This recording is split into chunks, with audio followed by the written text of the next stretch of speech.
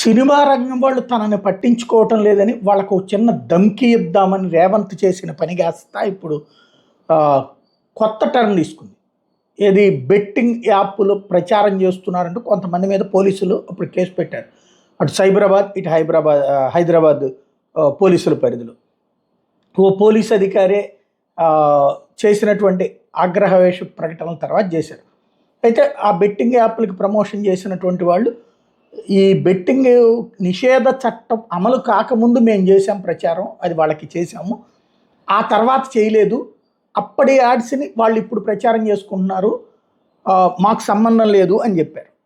వాస్తవంగా వాళ్ళు చెప్పింది నిజమే. At the same time betting యాప్లతో ఒకసారి నువ్వు ఒక సంస్థకి యాడ్ ఇచ్చాక ఆ సంస్థ వాళ్ళు ఎప్పుడైనా వినియోగించుకోవచ్చు, అప్పుడే వినియోగించుకోవాలని. అసలు బెట్టింగ్ యాప్లే బ్యాన్ అయినప్పుడు ఆ యాప్ల నిర్వాహకులు ఈ డ్రామా ఇప్పటికి కూడా నడుపుతూనే ఉన్నారు. అట్లాంటి సిచ్యుయేషన్లో వాళ్ళందరూ కూడా సినిమా యాక్టర్లు ఇచ్చినటువంటి స్టేట్మెంట్ ఆధారంగా రేవంత్ సర్కార్ ఆ కేసును క్లోజ్ చేసేసి, ఎందుకు ఆ తర్వాత సినిమా రంగం దిల్ రాజు ద్వారా బార్గెయిన్ చేసుకోవడం, అంటే బార్గెయిన్ అంటే డబ్బులని కాదు, కాస్త కాళ్ళ వెళ్ళబడేటటువంటి తరహా వచ్చేటప్పటికి ఓకే మన ఈగో సాటిస్ఫై అయిపోయింది, వదిలేశారు ఆ కేసు. ఇదివరకు కేసీఆర్ టైంలో కనుక డ్రగ్స్ కేసులు పెట్టి వాళ్ళందరినీ బెదరేసి ఆ తర్వాత నాళ్ళు వచ్చి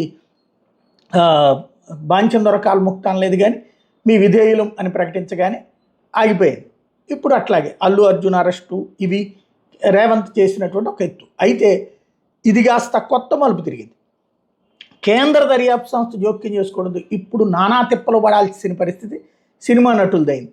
ఏకంగా 29 మందికి ఏదైతే ఇక్కడ హైదరాబాద్ సైబరాబాద్లో చేసినటువంటి ఎఫ్ఐఆర్ ఉందో దాని ఆధారంగా ఈడీ ఎన్ఫోర్స్మెంట్ డైరెక్టరేట్ ఈసీఐఆర్ అంటారు, వాళ్ళది ఎఫ్ఐఆర్ కాకుండా ఈసీఐఆర్ అంటారు, అది రిజిస్టర్ చేసింది.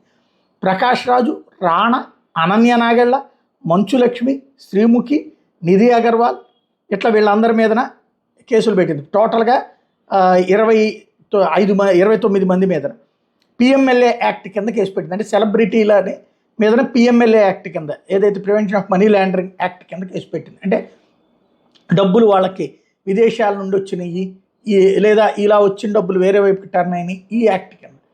పాపం వాళ్ళే అంత ఏది ఆర్థిక నేరగాళ్ళు అయితే కాదు, వాళ్ళు చేసిన తప్పు బెట్టింగ్. ఆ టైంలో వాళ్ళకి అంత అవగాహన లేదు.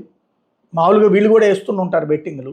ఈ మధ్యన జబర్దస్తులు దేంట్లో జోక్ కూడా ఉంది కదా, 50,000 తగలేసుకున్నాం ఇట్లాగా క్రికెట్కి అనేసి కామెడీగా వాళ్ళ నిజ జీవితాన్ని చెప్పేస్తుంటారు అట్లా. కాబట్టి నడుస్తుంది, బెట్టింగ్లు వేస్తూ ఉంటారు కాబట్టి వాళ్ళకి యాప్ తప్పు లేదనుకున్నారు, బ్యాన్ అన్నాక ఆగారు. బట్ ఇప్పుడు ఫేస్ చేయాలి, ముందు దీంతో ఏమైపోదు. కానీ ఇప్పుడు వాళ్ళని విచారణకు పిలుస్తారు, సాగుతీత ఉంటుంది, వీళ్ళు మంచి లాయర్లను పెట్టుకోవాలి. బెట్టింగ్ యాప్ ద్వారా ఎంత సంపాదించారో దానికి 2 వీళ్ళు లాయర్లకి తగలేసుకోవాల్సి వస్తుంది.